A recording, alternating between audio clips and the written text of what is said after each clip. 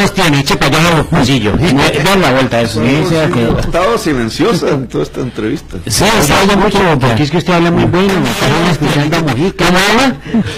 Fíjese usted, tengo las pruebas. No tengo plata, pero tengo ideas. Bueno, esa puede ser Gustavo, entonces, ¿cómo hacemos? Si llegan a las elecciones de Gustavo Petro presidente, ¿cómo hacemos para acabar con el tema de la corrupción en Colombia? Sí, ahí, digamos, hay un tema que me parece que es clave que se empiece a discutir.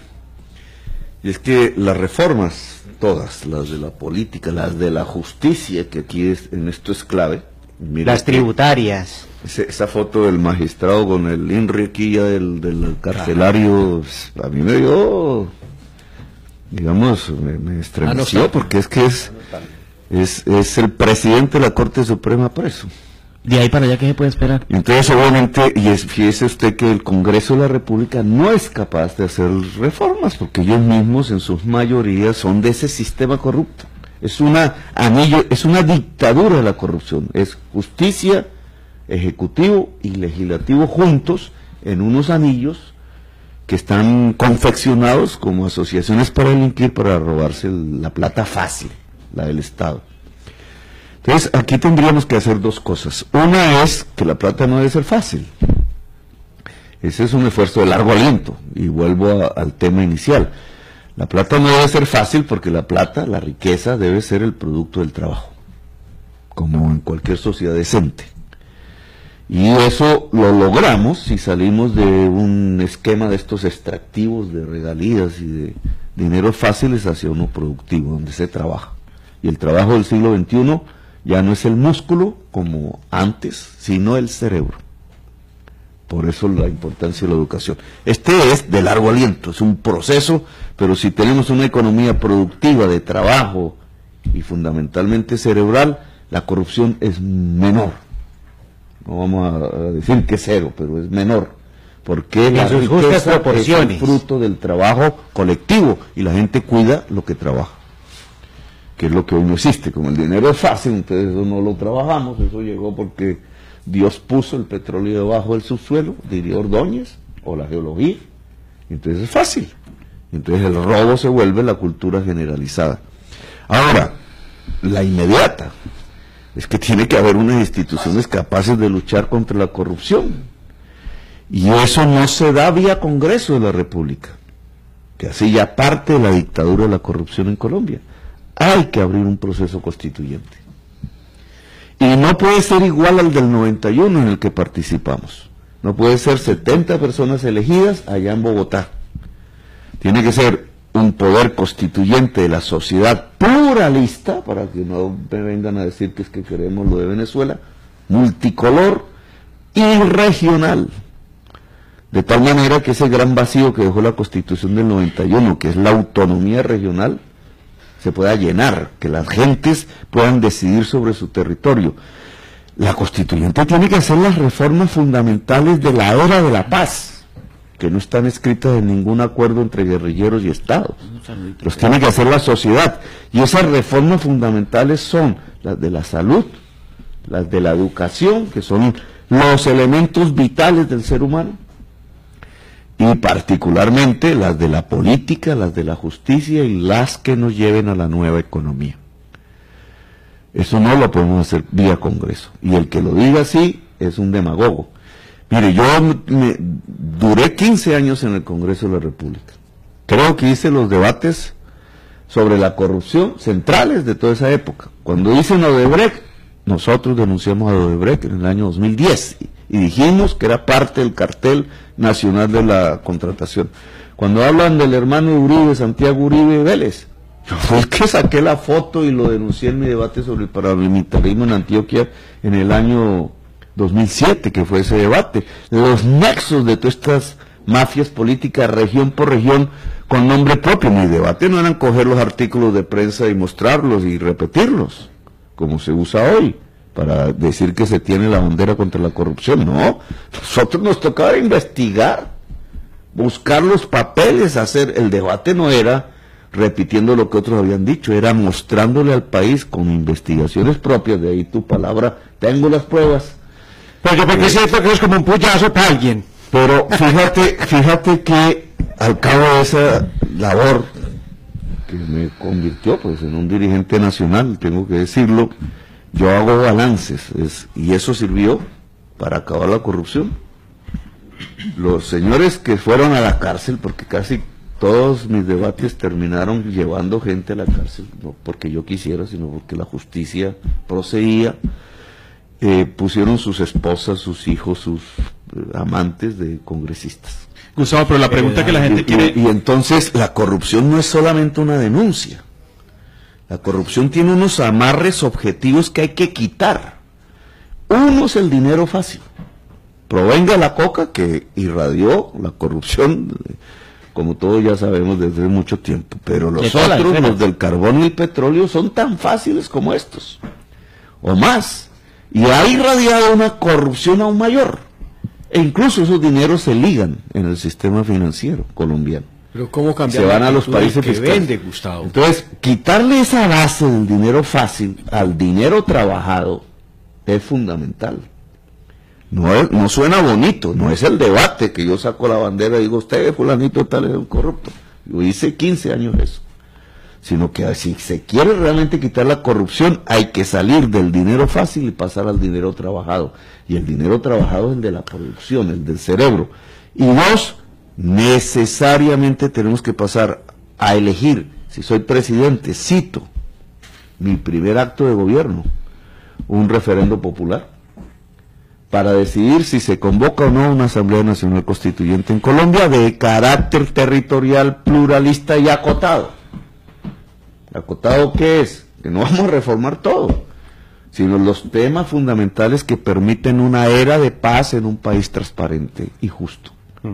Y esos temas, en mi opinión, pues, obviamente es para la discusión pública, pero en mi opinión son 5: salud, educación, justicia, política seguridad. Y nueva economía, territorio.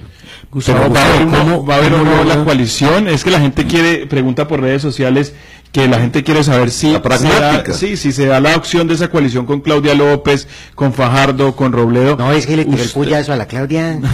Pero usted estaría dispuesto a unirse allí y ser yo he puesto en el tapete, digamos, en la mesa, a todas estas fuerzas, no solamente a ellos, sino a los indígenas, a Clara López, al Partido Liberal incluso, a fuerzas sociales que no necesariamente son políticas. Uno, que se construya una lista de la esencia para pelear por el Congreso de la República, por la ley, en marzo, que es la primera elección.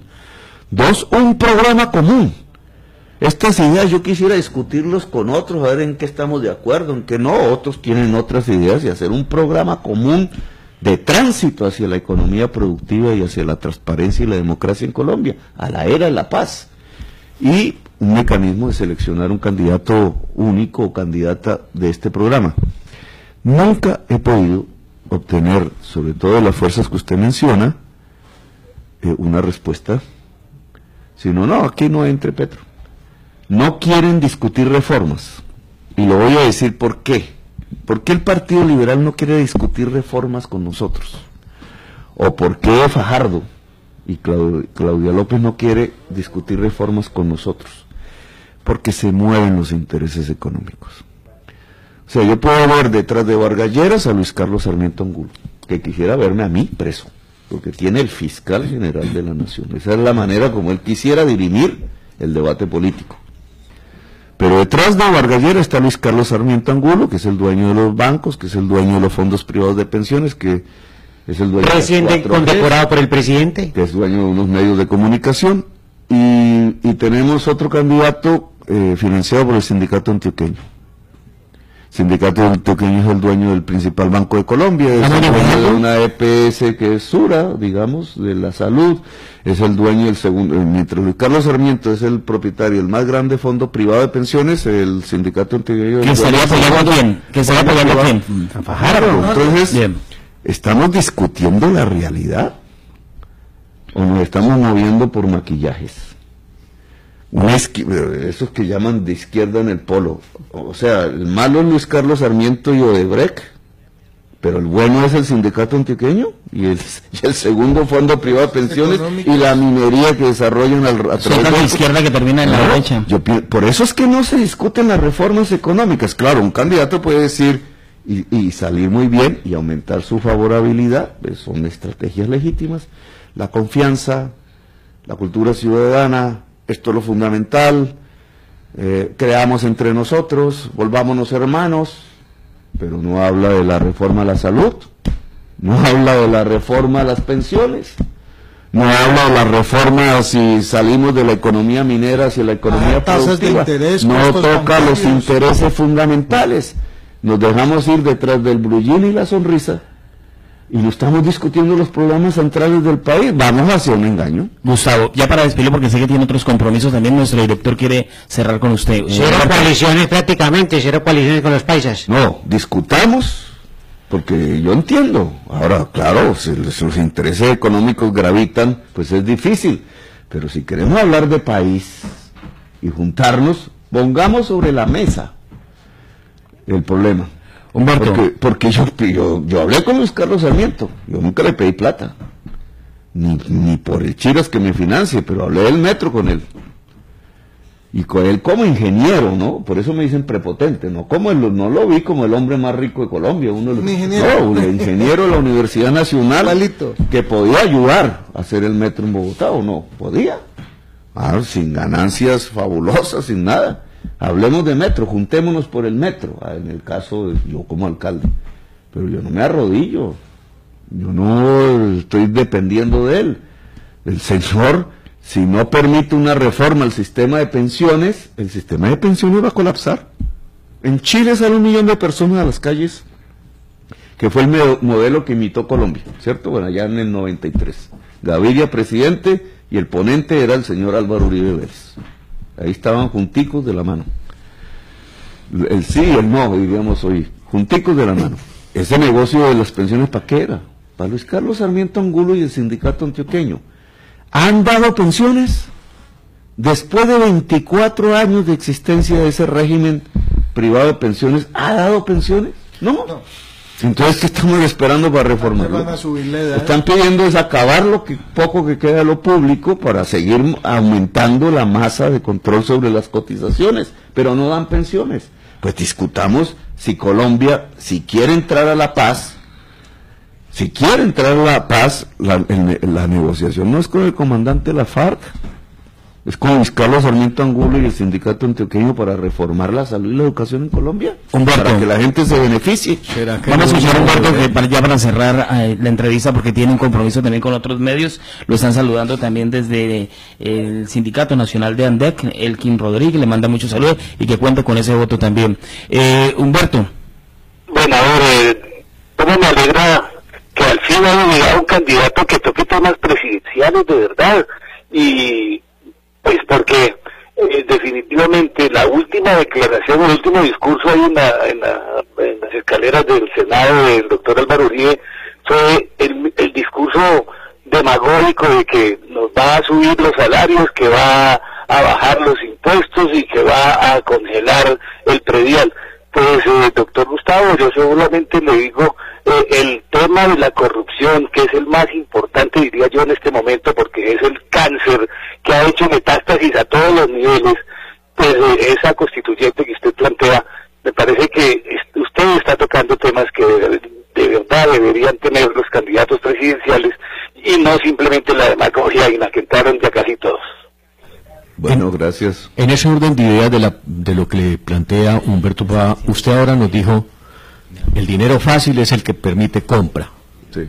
Yo le preguntaría a Gustavo Petro, ¿cómo hacemos para que ese dinero fácil, o ese dinero que proviene de cualquier fuente, que ahora las creemos legales, por ejemplo la de los bancos, pero sirven para comprar, no tuvieran eco en quién vende? Le traté de decir ahora, cuando hablaba, para que no se venda la justicia, para que no se venda el favor del juez, para que no se venda el favor del magistrado, para que no se venda el favor del funcionario público, del policía, del agente del tránsito, etcétera. ¿Cómo equilibrar esa balanza de esas dos cosas, una que compra y otra que vende? Bueno, veamos un poco la sabiduría popular que cuenta, digamos. Hay un dicho por ahí, no sé exactamente cómo es, pero no hay que ponerle el queso a los ratones, ¿cierto? Ese es un dicho popular. El queso es el dinero fácil. Como dinero fácil no es el dinero en sí mismo, es el dinero no trabajado. ¿Y la rata? Y las ratas están en todas partes, digamos. Las ratas están en todos los rincones. Yo, mi gobierno mismo, una vez dije esto en un periodista, me sacó un titular como si... Yo veía, son 60.000 funcionarios públicos, un ejército completo, que un alcalde no conoce. Claro, si el alcalde roba, de ahí para abajo... Todo el mundo.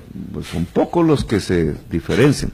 Si el alcalde no roba, no significa que no haya el vivo por ahí buscando la oportunidad. La cantidad de trampas que me pillé y las que no me pillé. ¿Sí? Porque cuando uno empieza a ver eso, digamos, y uno podría creer en personas y instituciones para eso, pero es que en el fondo el problema está en el dinero fácil. El problema está en el dinero fácil.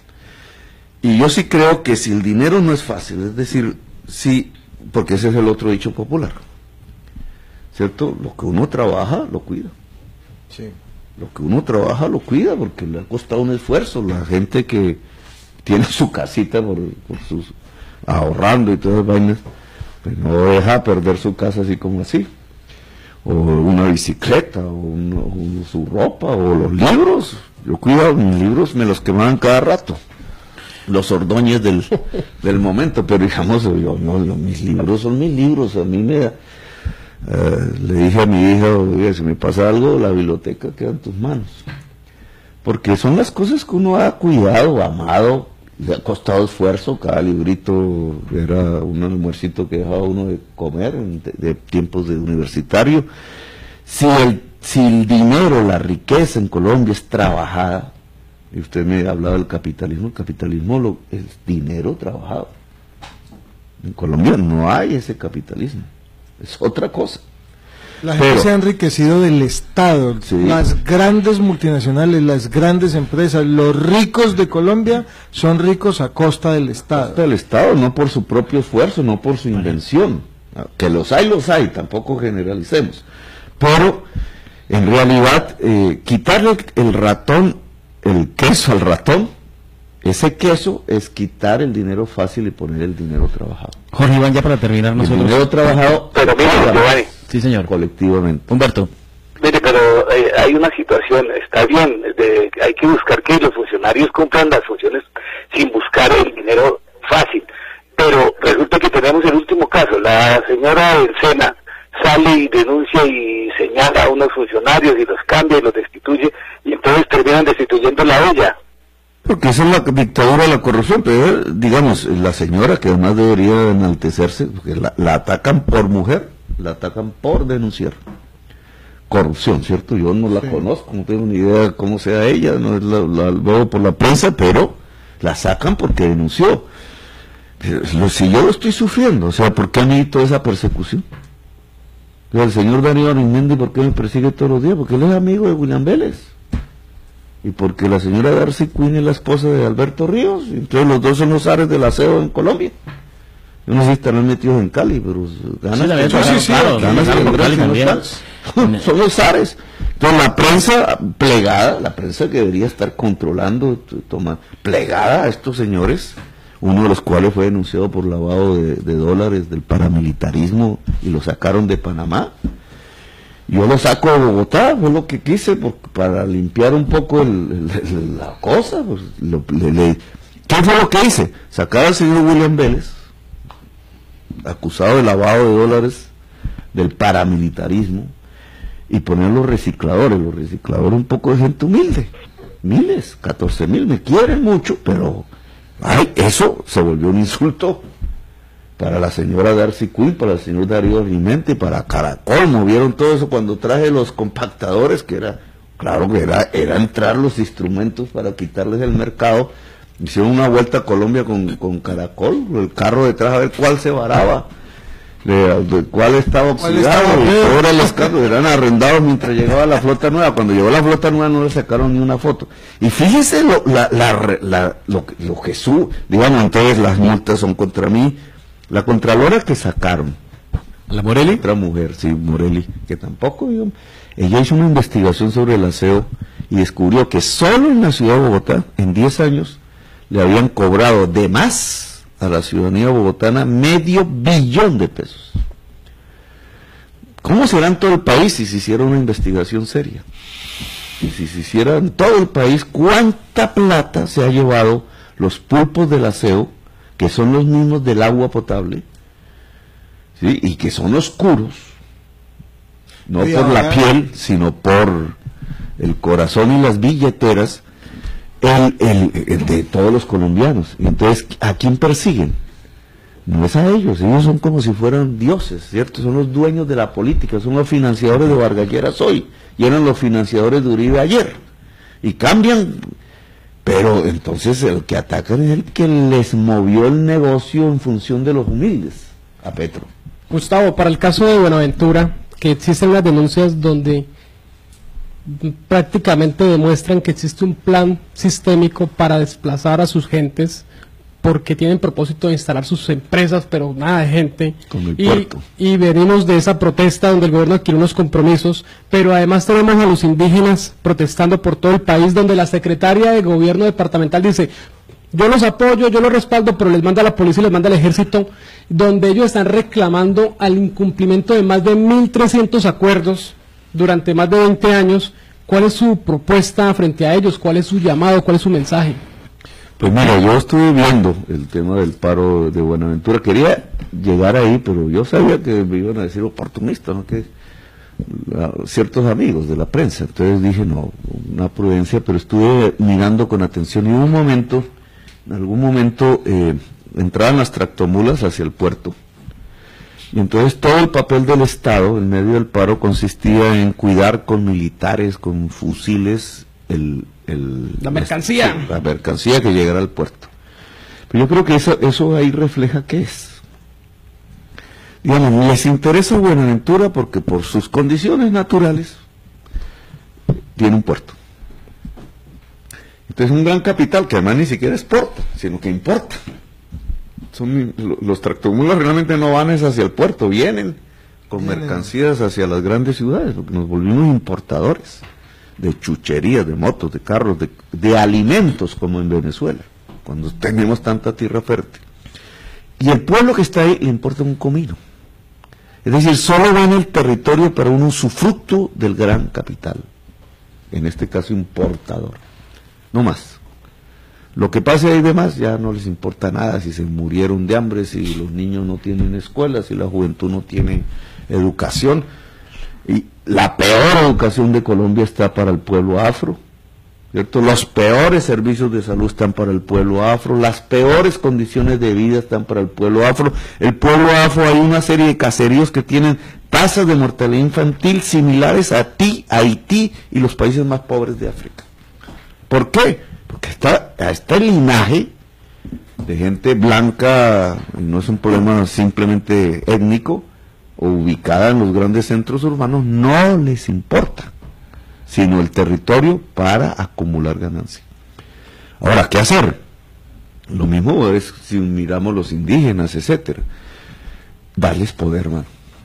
Digamos, una de las experiencias de mi administración es que la manera de combatir la discriminación, en el caso bogotano, a mujeres, a grupos LGBTI, a los habitantes de calle, a los recicladores, como mencioné antes, a la juventud, es darle poder.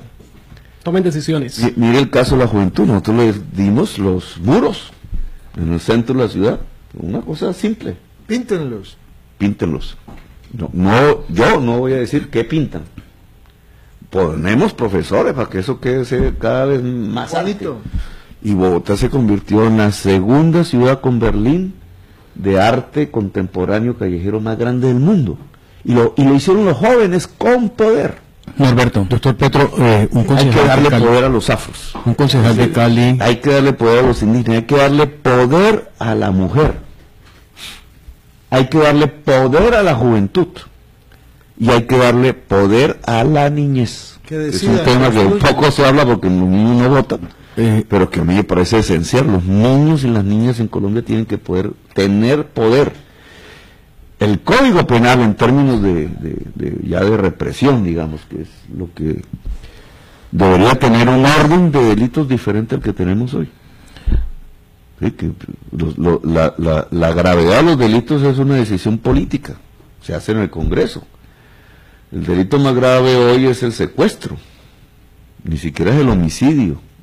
Y si es un homicidio sobre la mujer, ni siquiera es como si fuera un homicidio sobre un hombre.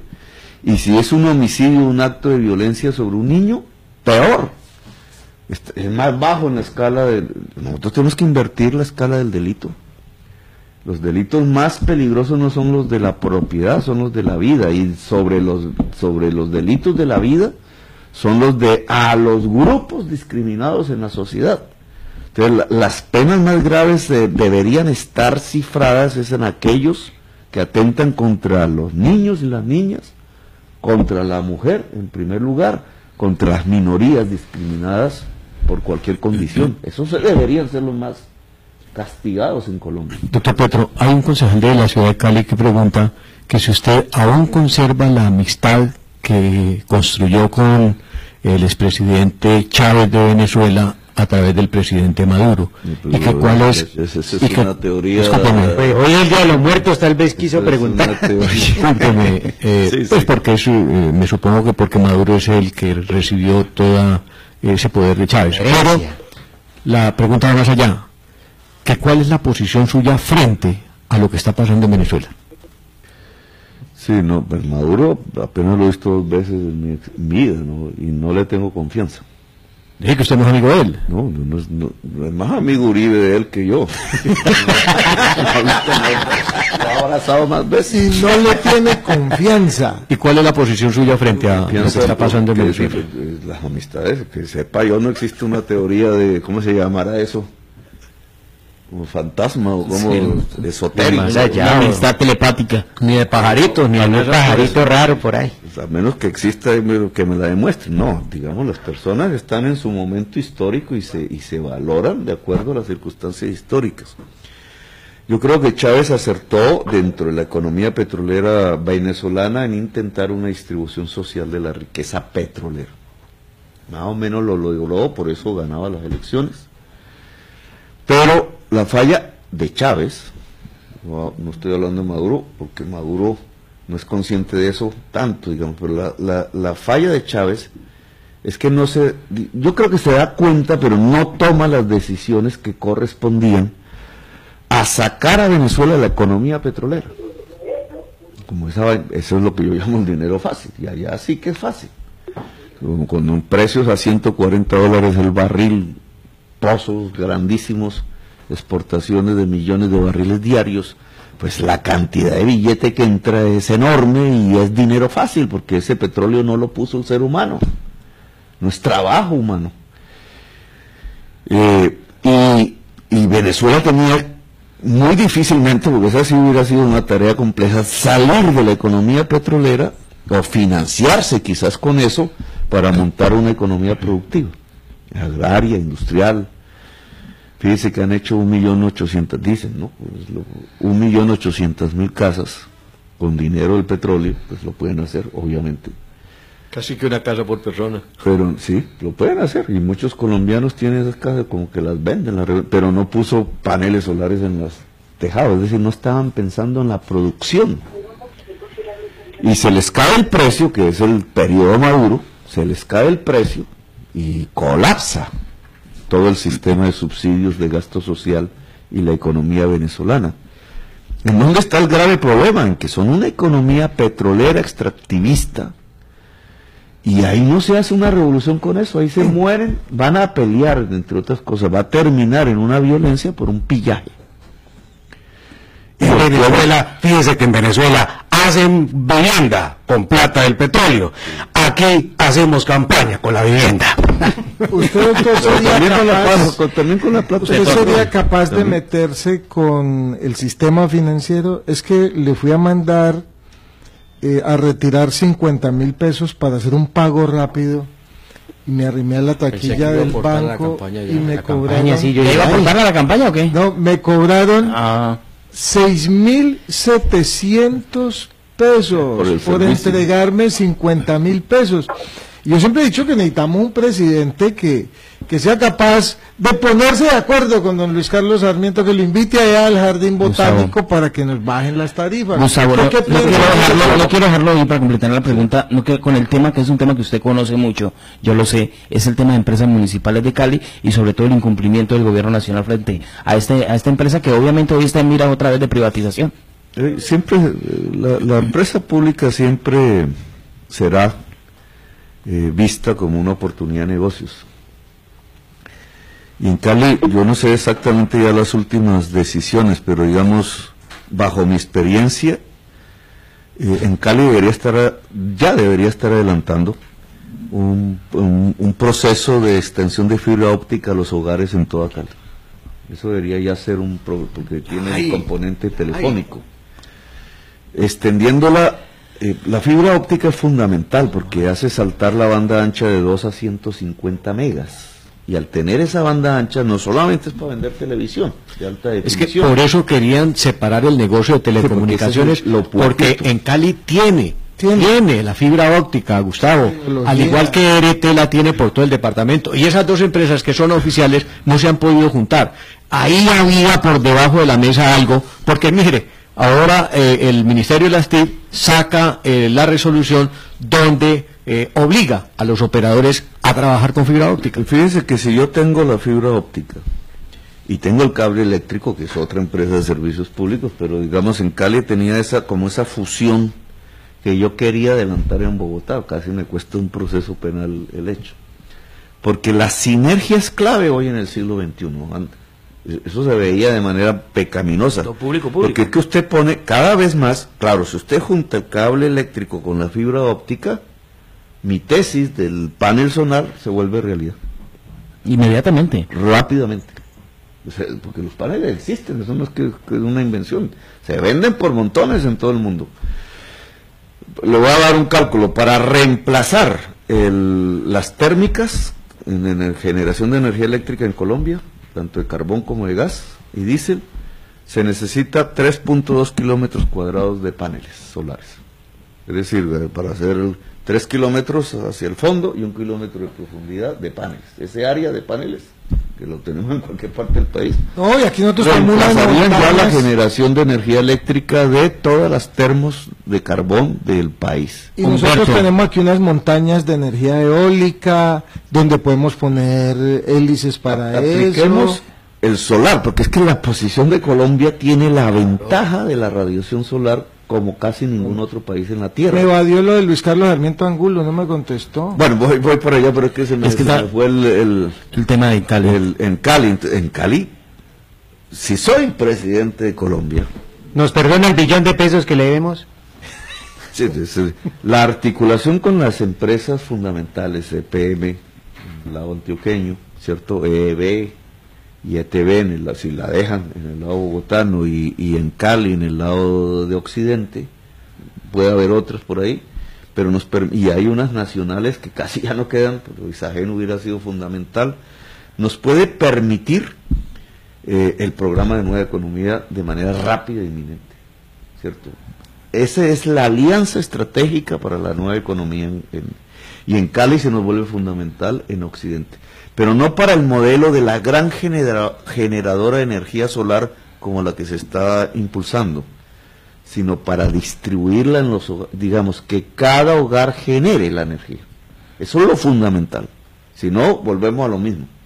Si cada hogar genera la energía, entre otros los hogares más pobres, fíjese la paradoja, tienen más techo en espacio que los hogares ricos porque viven en edificios. Y esa es una gran ventaja cultural, digamos. Eso permite un empoderamiento de la gente de menos recursos en la perspectiva más útil, que es poder producir. El distrito de Agua Blanca, y ese va a ser el primer caso, lo quiero mirar, puede ser el primer gran centro productivo femenino y juvenil de Colombia a partir de la energía solar, transformando sus techos.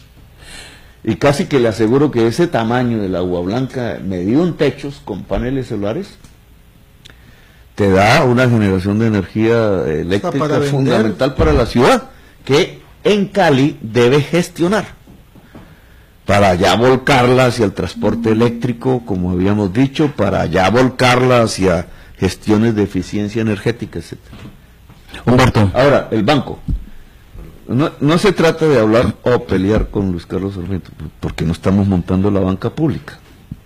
Mira el tema del paga, aquí como le dirán, ya le dicen gota a gota, vamos, gota a gota, ¿cierto? 10% diario de interés la economía popular, o sea, la que menos, la más debe, ¡pum! Paga más. El crédito es 10% diario, y si no paga, le sacan la pistola a relucir. Lo pelan. Matan, son mafias.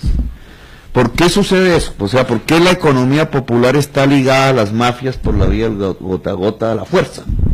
Extorsionada. Medellín la extorsión está generalizada. ¿Por qué?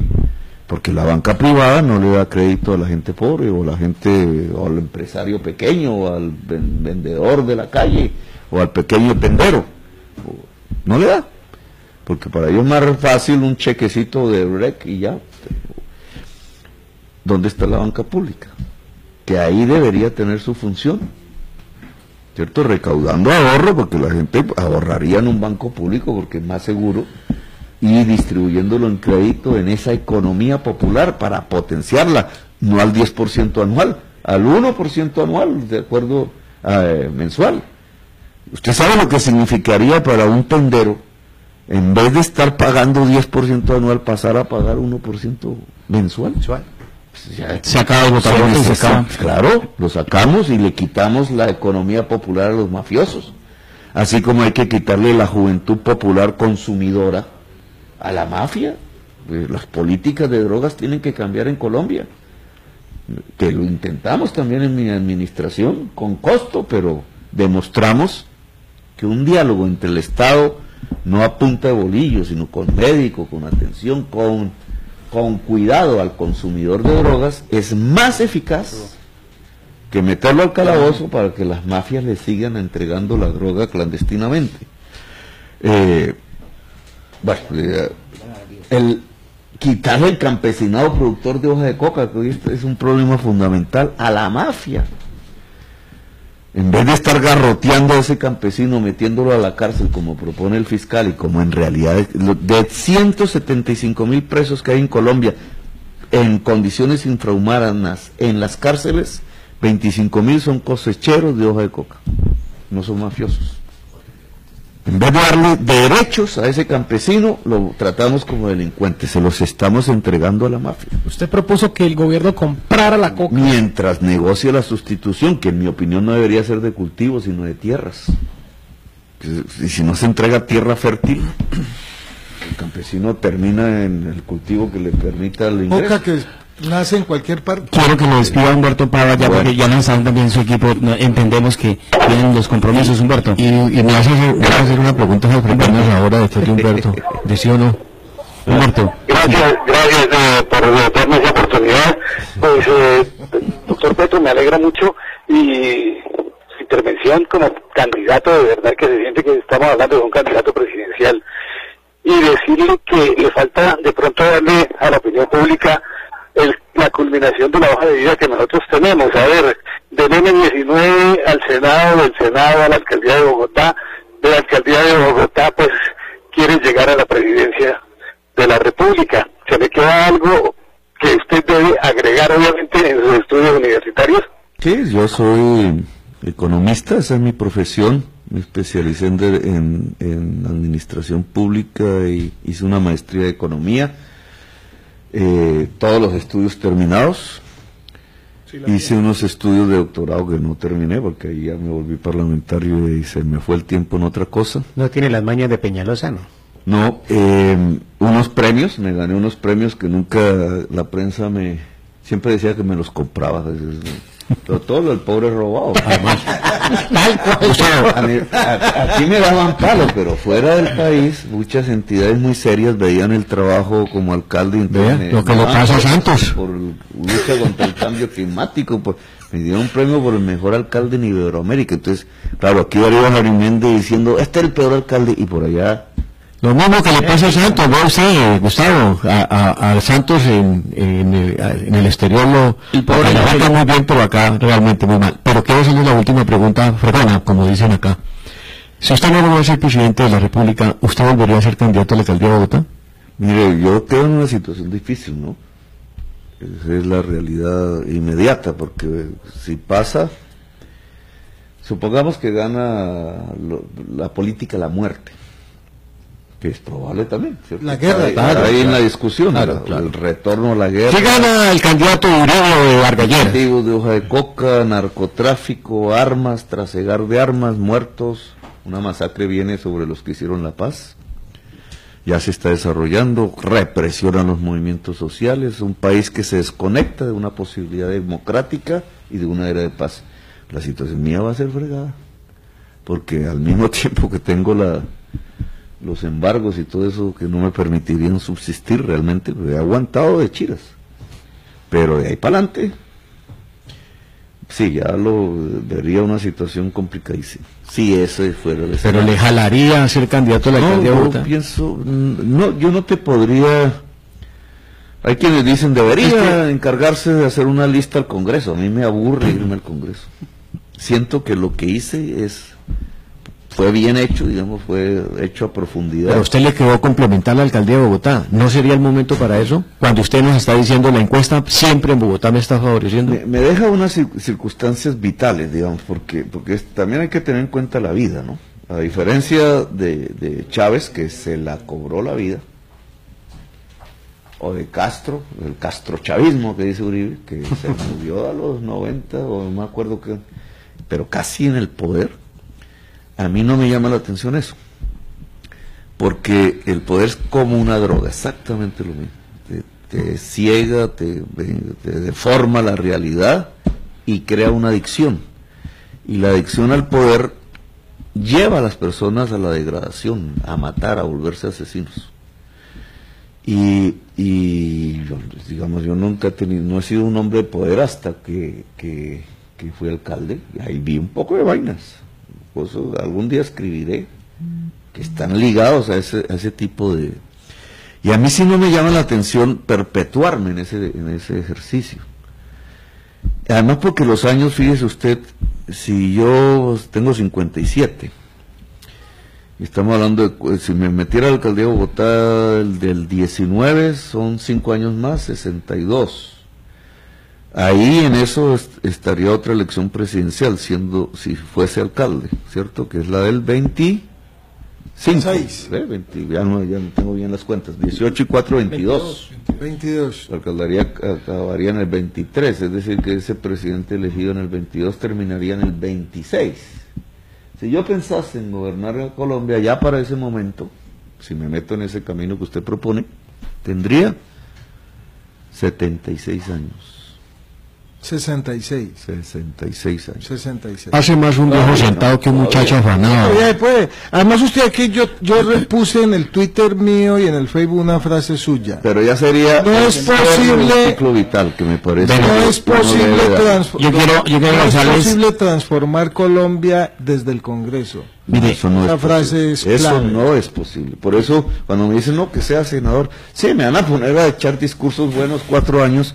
Pero es que aquí se trata de cambiar el país. Gustavo, yo quiero ser respetuoso también porque yo sé, hace parte del equipo de trabajo y queremos ser respetuosos porque verdad, eso sí, ante todo usted como candidato debe estar cumpliendo un voto, pues para que despida entonces al candidato que nos ha acompañado en el día de hoy, Gustavo Petro. Bueno, pues darle los agradecimientos y mostrarle cómo es que se hace periodismo democrático, en donde aquí le damos cabida a todos los candidatos y a todas las vertientes que hay. Usted ve en los periodistas inclusive, usted ve a Giovanni muy de su lado, usted ve a Alvira, ve al Partido Liberal, bueno, no estuvo el Partido Verde, el de Partido... bueno, están todos los partidos representados, entonces... y darle oportunidad a todos los candidatos, eso es hacer periodismo democrático, de eso me siento como director de este medio orgulloso y de verdad de haber hablado con un candidato presidencial.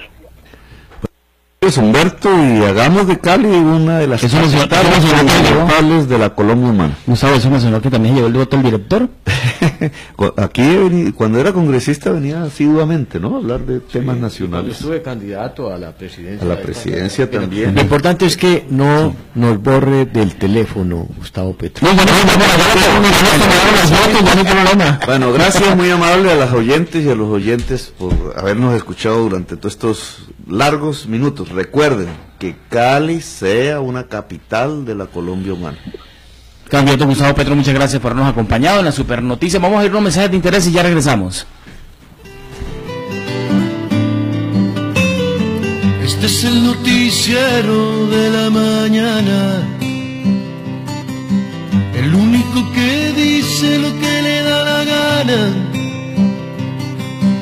Después de un corte regresamos con lo más completo de lo que soportamos.